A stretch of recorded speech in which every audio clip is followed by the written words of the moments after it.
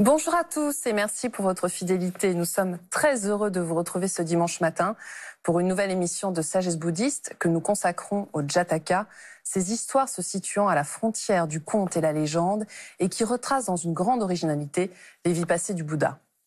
Enrichis d'images de l'Inde ancienne à la végétation luxuriante, mêlant sur une note presque féerique animaux et pierres magiques, ces récits des vies antérieures du Bouddha sont également source d'enseignements sur l'éveil, la réincarnation et le karma. Destinées aux enfants ou aux adultes, elles sont représentées de manière très différente dans l'art bouddhique. Alors comment peut-on définir plus précisément les Jatakas ? De quelle manière le Bouddha va-t-il se servir de ces Jatakas pour illustrer son enseignement tout au long de son existence ? Comment ces Jatakas se présentent-ils dans le canon Pali ?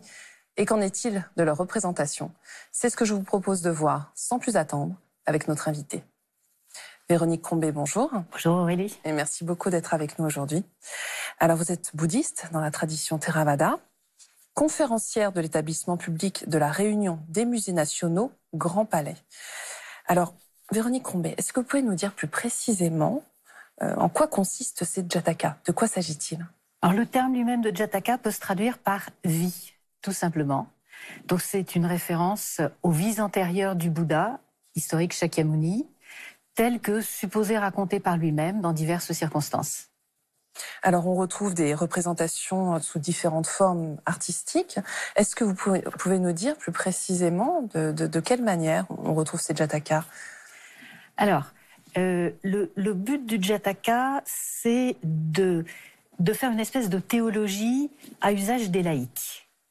Une sorte de guide pratique sur une meilleure compréhension de la destinée et sur la voie. Qu'est-ce que je dois faire pour être un bon bouddhiste ? Un Jataka, c'est très imagé, effectivement. Ça fait intervenir des animaux, des personnages auxquels on peut à la limite s'identifier. C'est donc effectivement très pratique pour l'enseignement aux fidèles laïcs, l'enseignement aux enfants également. Alors, l'ensemble de ces enseignements a été consigné, si on peut dire, dans les 3 corbeilles. Est-ce que vous pouvez nous dire plus précisément dans quel corpus et comment est-ce qu'on retrouve cet enseignement dans les Jatakas ? Alors, à usage de nos spectateurs qui ne sont pas forcément hyper familiarisés avec le canon bouddhique, donc le canon bouddhique le plus complet, le plus ancien qui nous soit conservé, c'est le canon Pali.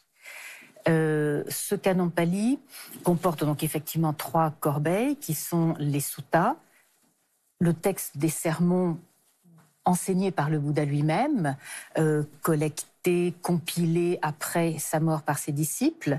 Le Vinaya, c'est la discipline, et l'Abhidhamma, qui est un petit peu plus tardif, qui est plutôt un genre d'exégèse. Et donc, le corpus des Jatakas va se trouver dans le canon bouddhique Pali, dans la dernière section du corpus des suttas. Donc effectivement, ce sont des récits qui ont été racontés par le Bouddha lui-même, a priori. On recense 547 Jatakas, je crois, dans le canon Pali, mais en fait, il y a un plus grand nombre qui pourrait exister.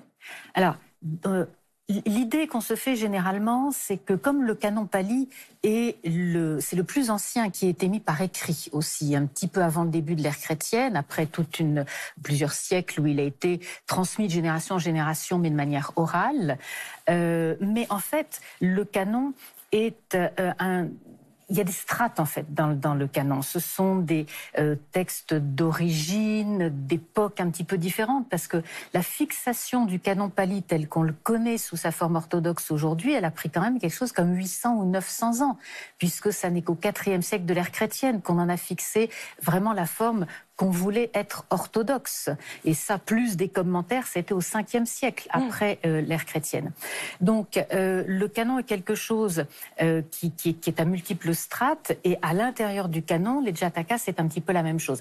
Alors, vous avez effectivement dans le canon Pali les 547 Jatakas, je dirais, officiels, ouais, auxquels, dès le canon Pali, parce que la tentation est grande de se dire, c'est plus tard, avec l'expansion du bouddhisme, quand vous avez le canon chinois, tibétain, donc là, vous avez des Jatakas apocryphes. En fait, on a des Jatakas apocryphes dans le canon Pali aussi, dont des Jatakas qui auraient peut-être même été rajoutés au 19e siècle, en fait, dans le canon. Alors, ceci dit, dans le canon Pali, on fait quand même la distinction, parce que vous avez les Jatakas officiels, et les apocryphes sont quand même mis un petit peu à part, pour qu'on les distingue.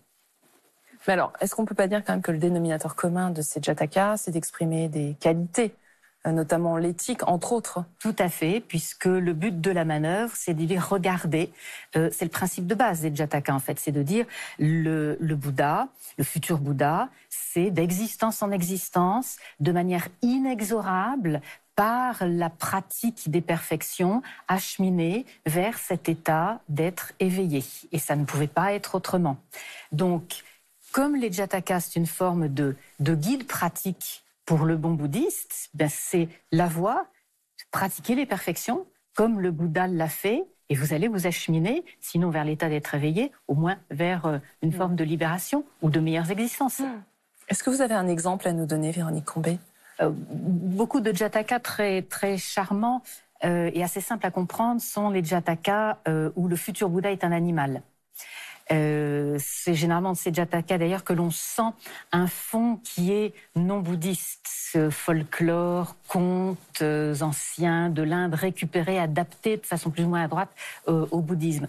Donc par exemple le Jataka du roi des singes est un qui a été abondamment représenté, en particulier dans les tout débuts de l'art bouddhique, et où le futur Bouddha est le roi d'une troupe de singes et qui va se sacrifier sous les yeux d'un roi humain qui est stupéfait par le comportement de cet animal. Il va se sacrifier pour sauver l'ensemble de son petit peuple de singes en faisant de son propre corps un pont entre deux arbres au-dessus du cours d'une rivière pour que son peuple puisse quitter l'arbre dans lequel ils se trouvaient, où ils étaient menacés par les archers du roi, et aller se mettre à l'abri sur l'autre rive. Et malheureusement, le dernier singe qui passe est un singe très très mauvais, qui se met à sauter sur le corps de son roi pour lui briser la colonne vertébrale, et le malheureux tombe et il agonise. Le roi humain fait tout ce qu'il peut pour essayer de le faire sauver, reçoit son enseignement, parce qu'il ne faut pas oublier que c'est quand même le futur Bouddha qui était le roi des singes, et c'est une mort très édifiante et une leçon exceptionnelle pour le roi. Mais c'est vrai que ce qui est intéressant dans ces Jatakas, c'est qu'on retrouve le Bouddha sous différentes formes, Dieu, homme, animal. C'est très frappant. Hein. Alors, petit rappel également ici, donc on a dans le samsara 6 conditions de renaissance, 3 bonnes, 3 mauvaises. Donc les bonnes, Dieu, asura, homme, genre humain j'entends, et 3 mauvaises, animaux, êtres des enfers, fantômes affamés. Alors, c'est vrai que le Bouddha, généralement, c'est des renaissances humaines, étant entendu qu'il peut être homme, il peut être femme, et qu'il a connu pratiquement toutes les conditions sociales. Donc, il a été prince, il a été roi, il a été brahmane, il a été ascète, il a été voleur. Vous avez beaucoup de conditions animales. Dans les conditions animales, le futur Bouddha, alors soit il est animal lui-même et il est en but, dans beaucoup de cas, à la cruauté, soit de ses semblables, quelquefois, ou du genre humain. Et puis, on pouvait effectivement difficilement envisager que le futur Bouddha, qui était en train de s'acheminer vers l'état d'éveil par ses perfections, ait pu un jour se rendre coupable d'un geste ou d'acte tel qui serait rené dans cette épouvantable condition des fantômes affamés. Donc effectivement, celle-là existe, on n'en parle pas. En revanche, il n'y a pas beaucoup, mais il y a quelques cas de renaissance dans les enfers. Mais dans ces cas-là, c'est un enfer très particulier, et généralement, le séjour du futur Bouddha y est extrêmement court par l'effet de ses vertus. Comme dans l'histoire de Maitra Kanyaka, qui est un jeune fils de marchand au long cours, qui est mort en mer. Sa mère lui cache quelle était l'activité professionnelle de son père, parce qu'elle a peur qu'il parte, qu'il l'abandonne et qu'il meure, qu'il connaisse le même sort que son père. Et beaucoup plus tard, alors qu'il a réussi dans d'autres métiers, des jaloux lui révèlent quelle était effectivement l'activité de son père. Donc il se lance lui-même dans le commerce au long cours, aux grandes dames de sa mère qui veut essayer de le retenir. Il la frappe au cours d'une dispute, part, fait naufrage, arrive dans des contrées diverses, et toujours tenté d'aller plus loin vers le sud, alors qu'on lui déconseille vivement d'aller vers le sud, et finit par arriver dans un endroit qui s'avère être un enfer. Et là, il comprend que c'est l'acte d'impiété filiale qu'il a commis à l'encontre de sa mère qui l'a amené là, et il accepte les conséquences de ses actes, et il fait le vœu, parce que c'est un jeune homme qui est plein de vertus quand même, de subir ces tourments pour le bénéfice de l'ensemble des êtres. Et cette pensée généreuse le sauve immédiatement. Alors, il existe différentes formes d'expression de ces jatakas, d'expression artistique, j'entends. Est-ce que vous pouvez nous en dire un mot, Véronique Crombé? Alors, on a tout, sculpture, toute technique de sculpture, peinture, murale, peinture, illustration de manuscrits, peinture, support mobile. Et également, on y pense moins, mais les arts du spectacle aussi, parce qu'il y a des jatakas qui ont pu être mis en scène, des jatakas dansés, comme le Vesantara Jataka. Et alors, est-ce que, à votre connaissance, ce type de représentation, d'enseignement, comme les jatakas, existe dans d'autres traditions spirituelles? Alors, déjà, il y a un prérequis qui est qu'on se situe dans une culture où la notion de transmigration, de renaissance existe. Donc, il y a forcément des tas de cultures dans lesquelles c'est juste pas possible. Donc, dans le milieu indien, évidemment, là, c'est possible. Alors, par exemple, dans l'hindouisme, sans aller jusqu'à exactement le récit type Jataka, on voit dans certaines Upanishads, par exemple, qu'il y a tel enseignement qui fait appel à une idée d'existence antérieure.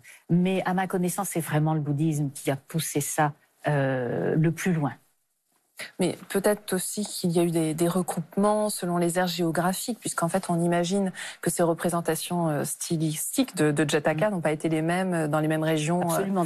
D'un point de vue strictement de l'apparence, c'est sûr que vous prenez l'Inde, la Thaïlande.